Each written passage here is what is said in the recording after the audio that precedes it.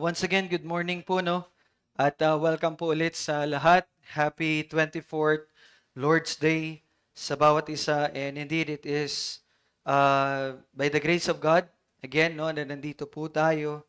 And so, let it be na excited po tayo na makinig, no? Para po sa ating patuloy na pagkilala sa ating Panginoon. Let us open our Bible in the book of Genesis, chapter 18, at magpapatuloy po tayo sa verse 16 hanggang verse 21.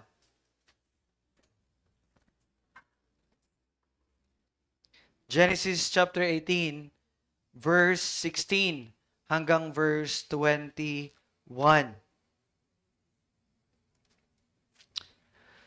Sa mga nagdaang linggo, nakita po natin, no, ang parehong pagbibigay pa ng mas malinaw na impormasyon kay Abraham at pati din kay Sarah patungkol po sa pangako or tipan ng Diyos kay Abraham. Again, nandito tayo sa parte ng Genesis ng Biblia na kung saan nakikita natin ang tipan ng Diyos kay Abraham. Pag sinabi nating tipan, yung pangako niya. Okay? Now, nabigyang linaw po sa mga nagdaang linggo na magkakaanak si Abraham kay Sarah. At ito po ay magngangalang Isaac.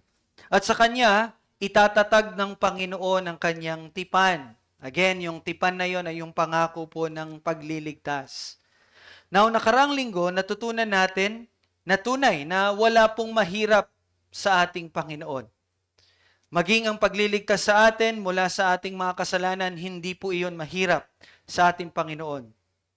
Kaya hinihikayat tayo na huwag tumulad kay Sarah. No? Kung matatandaan niyo yung story ni Sarah last week, na sa pagkakataong iyon, ay tiningnan niya yung kanyang sariling kakayanan at sarili niyang kalagayan.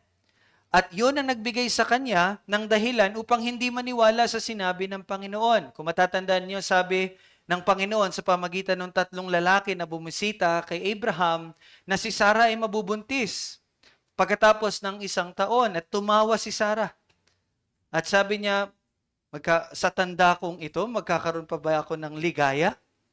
So again, tiningnan ni Sarah yung kanyang kalagayan at yun ang naging dahilan para mag-doubt siya at hindi niya paniwala ng sinabi ng Panginoon. Kaya last week, tayo po ay hinikayat na huwag tumulad kay Sarah na tinitingnan ng ating kalagayan. Kesyo may kasalanan ako, kesyo nakakagawa pa rin ako ng kasalanan, kesyo hindi pa ako marunong sa ganito ganyan, kesyo hindi ako nag-aaral ng salita ng Diyos.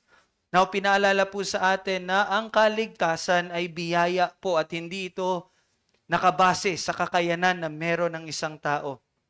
Kaya sa parehong paraan, huwag nating titingnan ang ating mga pagkukulang. Huwag din nating titingnan yung ating kakayanan.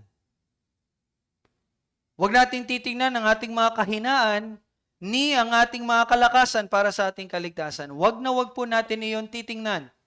Sa halip tingnan lamang natin ang kayang gawin ng Diyos. Huwag yung kaya mong gawin. At sabi nga sa ipinag-aralan natin in chapter 18, walang anumang mahirap sa Panginoon. At tunay nga, nagawa niya ito sa pamagitan po ng Panginoong Hesukristo. Kung kaya ang kaligtasan ay biyaya lamang na ating natanggap sa pamagitan ng pananampalataya kay Kristo Jesus. At ngayong umaga naman, magpapatuloy po tayo sa salaysay in chapter 18 na magpapakita sa atin naman ng katotohanan patungkol sa tipan ng pagliligtas. Again, mas magiging malinaw sa atin ang tipan ng pagliligtas ng Diyos at pati na rin po ang katotohanan patungkol sa paghuhukom ng Diyos. That's why kanina, kung mapapansin ninyo sa ating mga binasa at sa London Baptist Confession of Faith, we talked about judgment.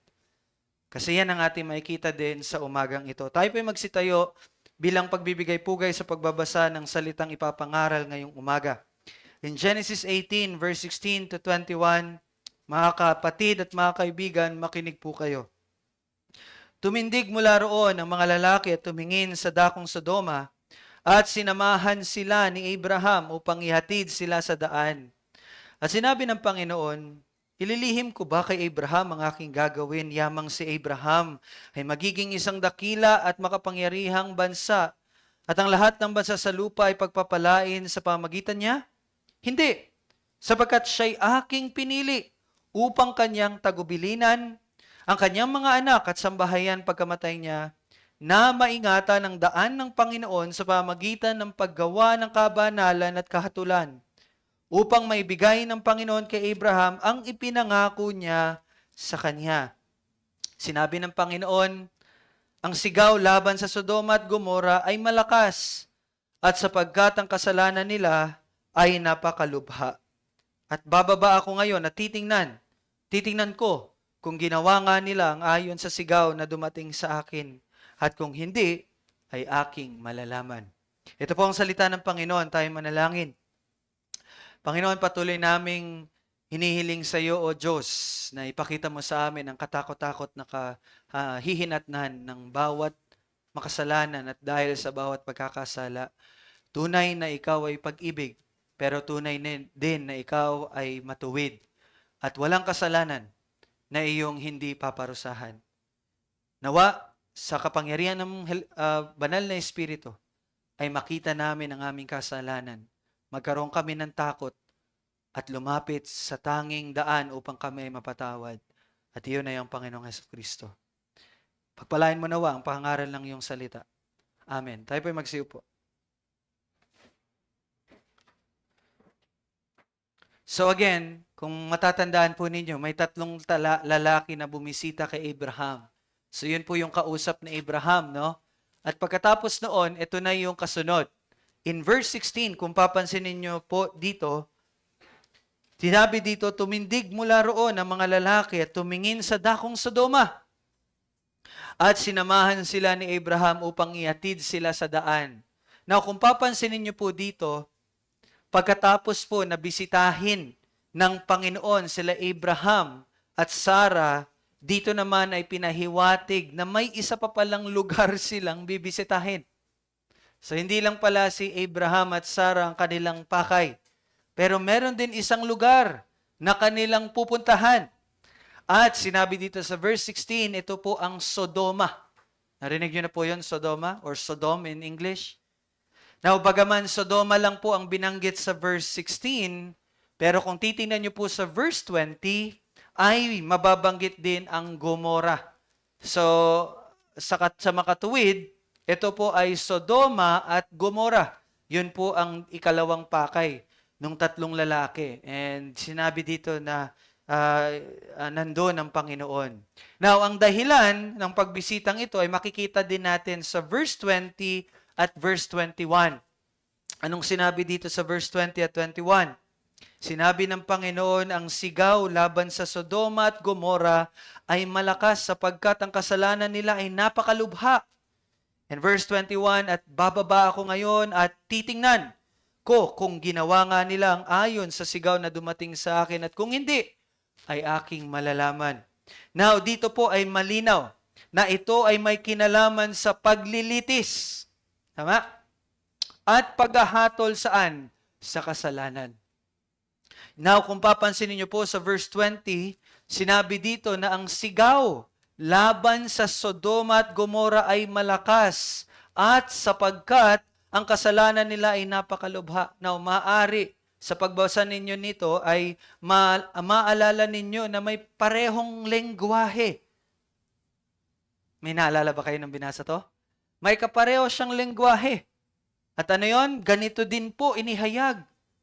Nung time na pinatay ni Cain ang kanyang kapatid na si Abel. Anong sabi ng Panginoon in Genesis 4:10? Sabi niya, ano ang ginawa mo?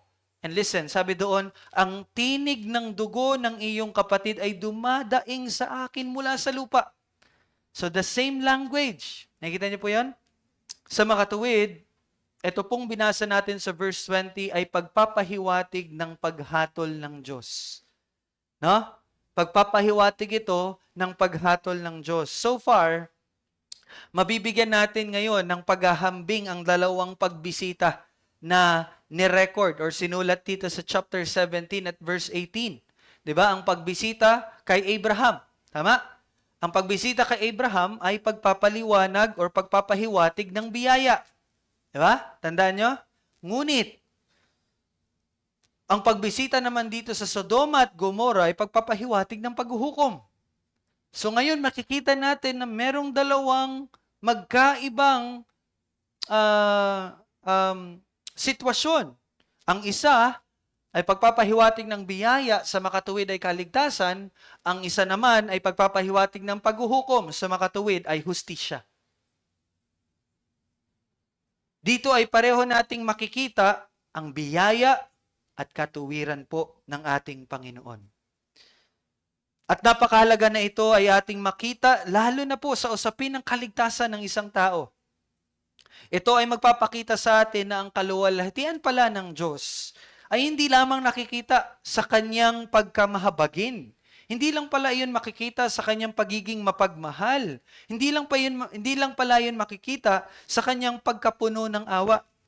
Sa halip po, nakikita po ang glory or nakikita po ang kaluwalhatian ng Panginoon sa kanya ding pagiging matuwid, sa kanyang pagiging banal, sa kanyang pagsasagawa ng kanyang banal na hatol. Kaya kung matatandaan ninyo sa ating pagbabasa, sa ating pong pamamahayag in London Baptist Confession of Faith, ano yung bandang huling sinabi doon nung nag-exhort dito kanina? Pag nakita natin ang paghahatol ng Diyos, ito'y ikatutuwa natin. Narinig niyo po yun? Judgment is not something na kakatakutan natin bilang mananampalataya, at ang judgment po ay hindi isang bagay na ating, ay kawawa naman sila. You know what? Let me tell you this. Kung ang iyong kapatid, ama, nanay, asawa, lola, kapag sila sa araw ng paghukom ng Diyos ay nakita mong hinahatulan ng Diyos at ihagis ng Diyos sa impyerno, ano magiging reaction mo bilang mananampalataya? Maawa ka? Parang, ay, kawawa naman sila. Pero you know what? Hindi iyon ang magiging reaction natin. On that day, kapag nakita mo ang iyong kapamilya na hinatulan ng Diyos at paparusahan sa impyerno, you will be glad and happy in the Lord. And you will praise God. Parang ang hirap tanggapin, pero yan po ang katotohanan. Dahil doon makikita din ang kaluwalhatian ng Diyos. At ang bawat mananampalataya, ang tangi nilang ninanais ay makita ang glory ni God. So in the judgment of your family relatives, you will be happy. Pero mangyayari yan kapag nandun ka na. Pero habang nandito ka pa, huwag mong sayangin ang pagkakataon na maakay sila sa kaligtasan sa pamagitan ng Panginoong Hesukristo. Kasi nga, sinabi din kanina ni Papa Bong, di ba? It is a dreadful thing to fall in the hands of a holy and living God. Yun ang pinaka nakakatakot na bagay na mangyayari sa isang tao, na kayo ay mahulog sa hatol, sa banal na paghuhukom ng Diyos. Kaya habang buhay ka pa, kilalanin mo ang Panginoon. Huwag mong sayangin yung pagkakataon na ito. Now, balik po tayo. So again, makikita po ang kaluwalhatian ng Diyos hindi lang sa kanyang pag-ibig, but makikita rin ang kaluwalhatian ng Diyos sa kanyang paghatol. Sa makatuwid po, ang tagpong ito na atin pong binabasa ngayon ay nagpapahiwatig sa atin na sa pagsasagawa po ng tipan ng Diyos. Ano nga yung tipan ng Diyos? Yung pagliligtas niya. Yung pangako ng kanyang pagliligtas. Sa pagsasagawa pala ng pagliligtas ng Diyos, kabalikat po nito ay pagsasagawa niya ng paghatol sa mga makasalanan. Naririnig niyo po yun? As the Lord is doing or fulfilling His promise of salvation, ginagawa niya rin po ang paghatol sa bawat makasalanan. Kaya, patungkol sa Panginoong Hesus, sinabi po ng ating Panginoong Hesus in John 3:17, na sapagkat hindi sinugo ng Diyos ang anak sa sanlibutan upang hatulan ng sanlibutan. Pakinggan niyo po ito ha. Hindi daw sinugo ng Diyos ang anak sa sanlibutan upang hatulan ng sanlibutan, kundi upang ang sanlibutan ay maligtas sa pamagitan niya. At sinabi din mismo ng Panginoong Hesus sa John 12:47, Sabi niya, hindi ako naparito upang humatol sa sanlibutan, kundi upang iligtas ang sanlibutan.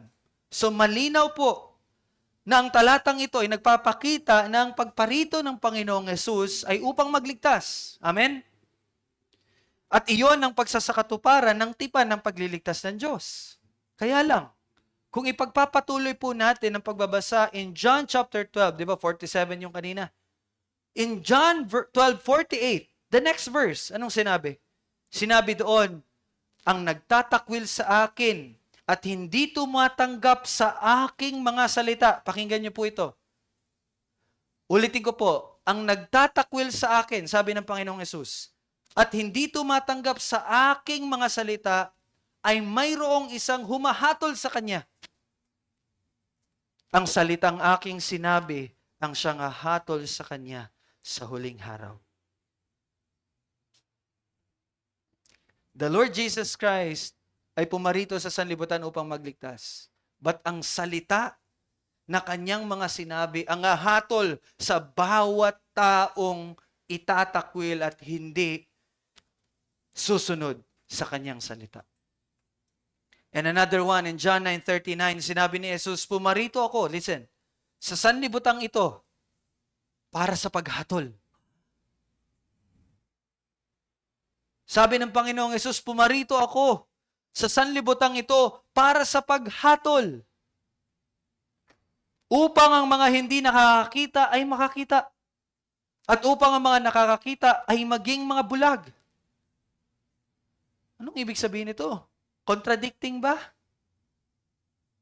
Well, sa mga talatang ito, ay makikita natin na pumarito po ang Panginoong Yesus para sa paghatol. At magpahiwatig ng paghatol sa huling araw para sa hindi tumatanggap sa kanyang salita. Now, ang mga verses na ito ay contradicting ba? Well, hindi po. Sa halip, pinapakita po ng mga talatang ito ang dalawang katotohanan.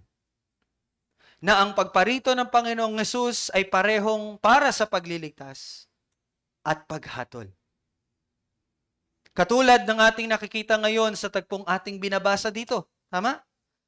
Sa makatuwid, dito po ay pinapahiwatig sa atin din, mga kapatid, mga kaibigan, na hindi lahat ng tao ay maliligtas. Yan ang isa sa katotohanan. Hindi lahat ng tao ay maliligtas. Hindi lahat ng tao ay ililigtas ng Diyos. Hindi lahat ng tao ay pinili ng Diyos. Kailangan po ninyo makita na merong mga taong papunta sa kaluwalhatian, which is heaven, in the presence of God, at meron din pong papunta sa kapahamakan, which is in hell, away or outside the presence of God. Gaya ng sinabi ni Pablo sa kanyang paghahayag na magandang balita. Ganito pong sinabi ni Pablo, no, sa kanyang pag-share ng gospel in 2 Corinthians 5:15-16, sabi niya, sapagkat kami ang mabangong samyo ni Kristo sa Diyos, sa mga iniligtas at sa mga napapahamak. Sa isa ay samyo mula sa kamatayan tungo sa kamatayan, at sa iba ay samyo mula sa buhay tungo sa buhay. Anong ibig sabihin dito ni Pablo? Sa kanilang paghahayag, para daw silang mga samyo. Alam niyo yung samyo? Aroma. Para sa iba, sila ay aroma mula sa kamatayan, patungo sa kamatayan. At sa iba naman, sila ay samyo mula sa buhay hanggang sa buhay. So anong sinasabi dito ni Pablo? The gospel is both for salvation and for judgment. Kaya po ang magandang balita ay parehong mensahe ng kaligtasan at paghatol. Kaya nga, in John 3:16, napakagandang pakinggan. Tama? John 3:16, sapagkat gayon na lamang ang pag-ibig ng Diyos sa sanlibutan na ibinigay niya ang kanyang tanging anak upang ang sino mang sa kanya'y sumampalataya ay huwag mapahamak kundi magkaroon ng buhay na walang hanggan. Napakaganda at paboritong verse ng lahat ng tao. Pero, huwag kayong hihinto doon sa verse 16. Dumiretso kayo doon sa verse 17 at 18, specifically verse 18. Alam nyo, nung sinabi sa verse 18, ang sumasampalataya sa Kanya ay hindi hatulan. Good. But, ngunit, ang hindi sumasampalataya ay hinatulan na. Why? Sapagkat hindi siya sumasampalataya sa pangalan ng tanging anak ng Diyos. Kaya po, ang tagpong ito ay may mabigat na mensahe para sa bawat isa sa atin na nandito ngayon. Matagal ka man na namin nakakasama o bago pa lang. May iba po na pinakitaan ng Diyos ng habag at awa. May iba naman na pinakitaan ng Diyos ng kanyang banal na puot at paghuhukom. At iyan ang pareho nating makikita again sa tagpong ito. At mas makikita natin ito kapag ating titingnan ang sinabi ng Diyos patungkol kay Abraham. Ano ba sinabi ng Diyos patungkol kay Abraham? Balikan natin ang verse 17. Sinabi ng Panginoon, parang nagkaroon ng pagtatanong ang Diyos sa kanyang sarili, ililihim ko ba kay Abraham ang aking gagawin? Patuloy niyo po sa verse 18. Yamang, mamaya natin basahin. But again, in verse 17, kung babasahin natin ito, para bang nag-iisip ang Diyos kung sasabihin niya kay Abraham ang kanyang gagawin. Diba? Pero, ito po ay paraan lamang ng pagsasalita upang magbigay po ng diin na ipapaalam nga ng Diyos kay Abraham ang kanyang gagawin. Again, kung babasahin niyo to, it's not about God deciding, sabihin ko ba o hindi? No, hindi po yun ganun. But ang parte na ito ay pagbibigay ng mas emphasis na ipapaalam niya nga kay Abraham ang kanyang gagawin. Halimbawa lang, para lang mag-guess yung verse 17. Alam niyong may ayuda. Example, alam niyo may ayuda. Tapos sasabihin ko, sa tingin niyo ba kukunin ko yon? Di ba malinaw naman ang sagot? Siyempre, kukunin ko yon. Pero ang paraan ng sasalita ko ay tanong. Sa tingin niyo, kukunin ko yon? Parang ganun din po dito sa verse 17. Hindi ito pagke-question or pagde-decide. Hindi. Again, it is just emphasizing na kanyang ang ihahayag iyon kay Abraham. Kaya po, sabi sa verse 19, agad sinabi ng Panginoon, hindi. Di ba? Parang ganun lang din. At alam nyo ba, makikita nyo sa verse 18, ang tila paglalarawan ng Diyos kay Abraham. Anong sinabi sa verse 18? Yamang si Abraham ay magiging isang dakila at makapangyarihang bansa at ang lahat ng bansa sa lupa ay pagpapalain sa pamagitan niya. Now, anong sinasabi dito ng Panginoon? Kung matatandaan niyo po, mula po sa chapter 12 hanggang chapter 18 ng Genesis, ito po ay patungkol sa pangako ng Diyos kay Abraham. So, inulit lang po ng Diyos ang kanyang pangako kay Abraham. Pero alam niyo po ba na sa pagsasabi dito, specifically, sabi niya dyan, ang lahat ng bansa sa lupa ay pagpapalain sa pamagitan niya. Alam niyo po anong ibig sabihin nun?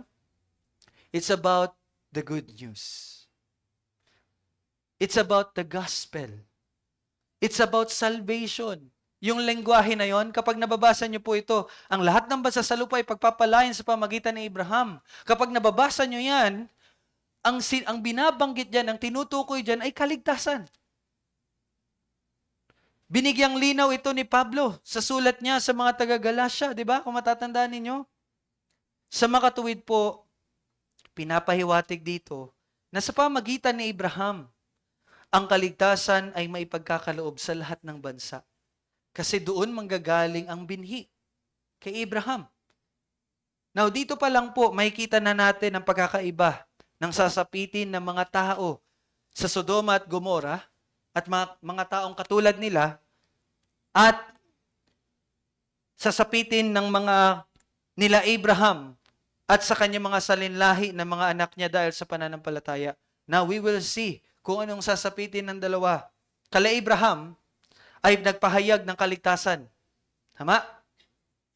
Sa mga taga-Sodoma naman ay pagpapahayag ng paghatol dahil sa kasalanan. Ulitin ko po yon. Kala Abraham, pagpapahayag ng kaligtasan mula sa kasalanan.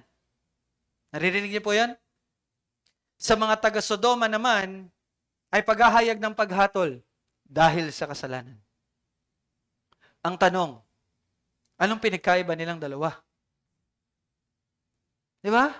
Anong pinagkaiba nilang dalawa? Pareho lang naman silang makasalanan. Bakit si Abraham ay pinangakuan ng pagliligtas? Bakit ang Sodoma ay hinatulan?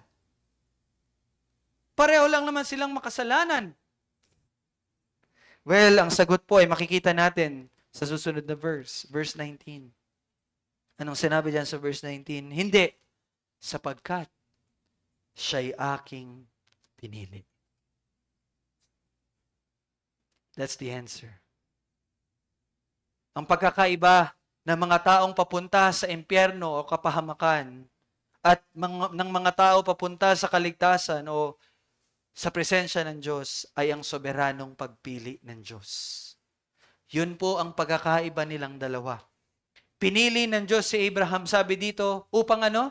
Sabi diyan, upang kanyang tagubilinan ang kanyang mga anak at sambahayan pagkamatay niya, na maingatan ang daan ng Panginoon sa pamagitan ng paggawa ng kabanalan at kahatulan upang maibigay ng Panginoon kay Abraham ang ipinangako niya sa kanya.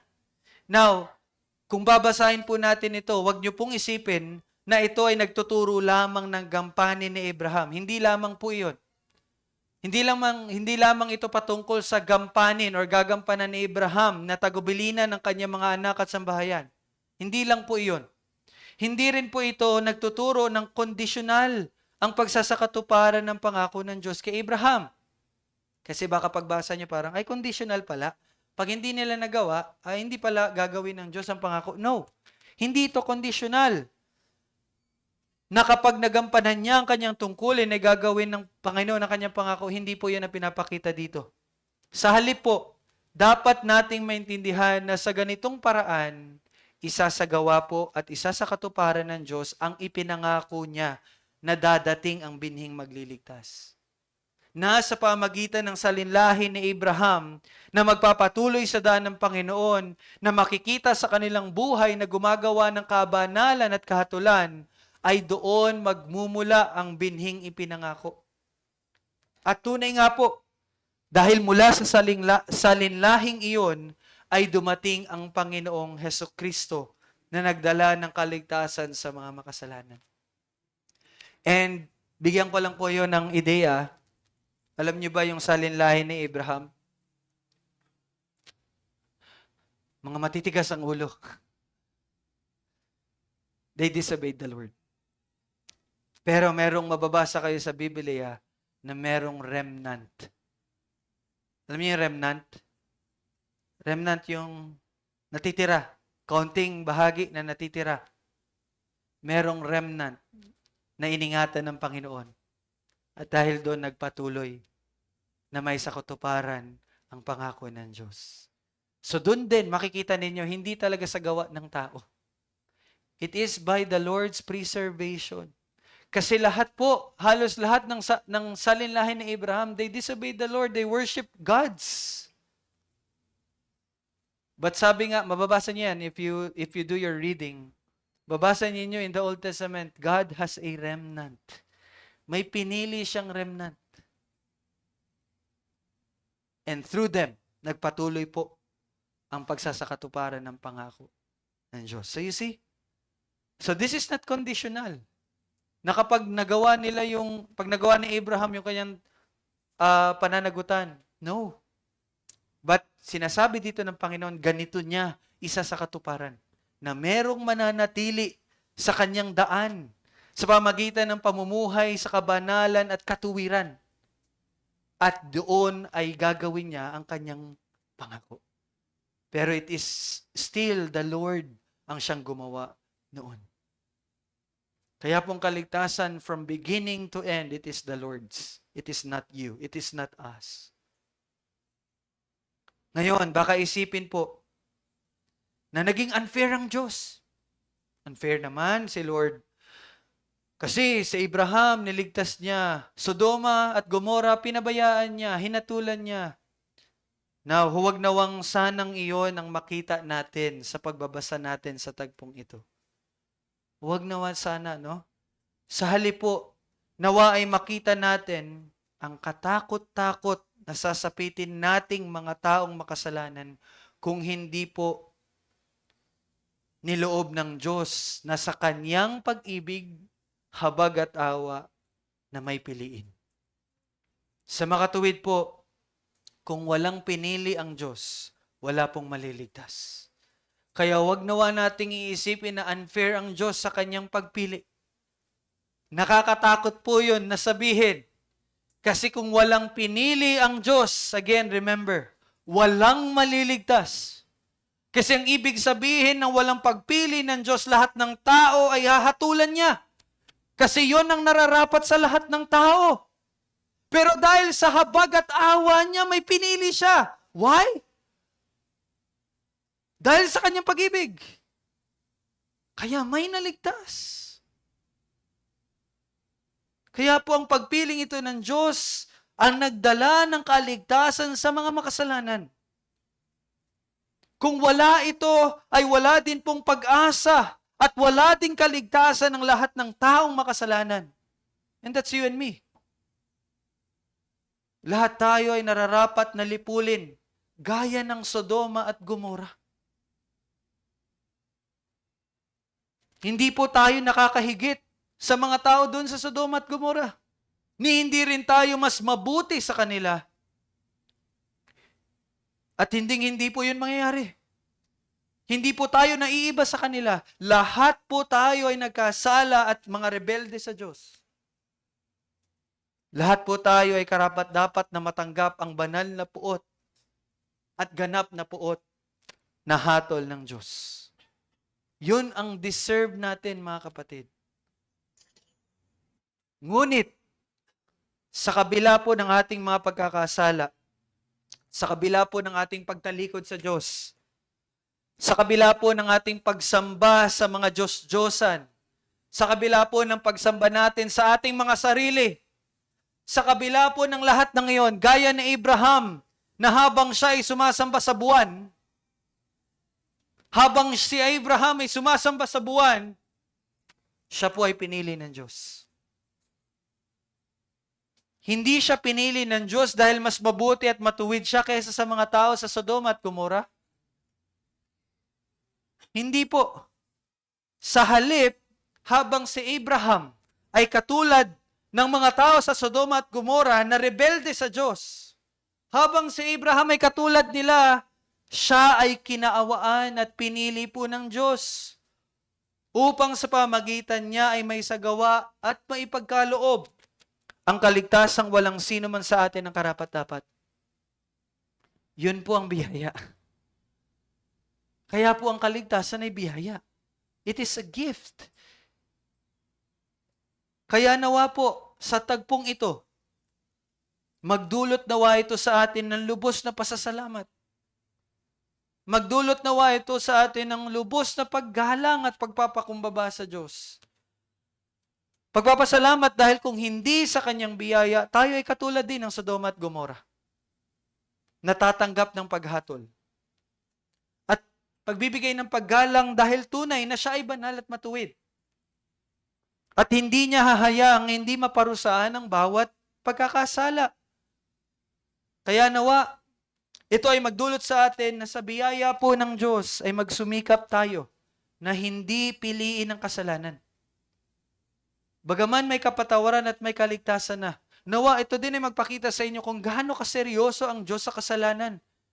Kaya kung ikaw ay ligtas na, kung ikaw ay napatawad na, nawa, itong tagpong ito ay magpaalala sa iyo na ang Diyos ay banal at karapat-dapat na tayo ay magbigay ng lubos sa paggalang sa Kanya.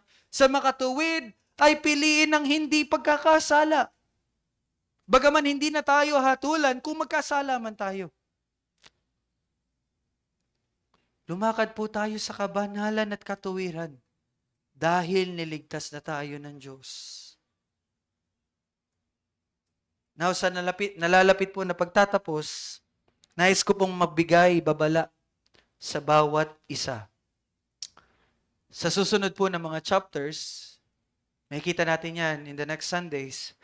Makikita po natin ang katakot-takot na sasapitin ng mga tao sa Sodoma at Gomorrah. Dito, binigyan lang tayo ng trailer. Pero in the next chapters, we will see how the Lord will judge them.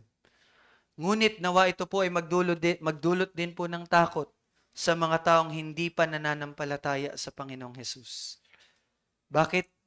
Dahil po mas kalunos-lunos ang sasapitin ng mga taong hindi nananampalataya kaysa sa mga tao, sa mga sinapit ng mga tao sa Sodoma at Gomorrah. Alam niyo po ba yan?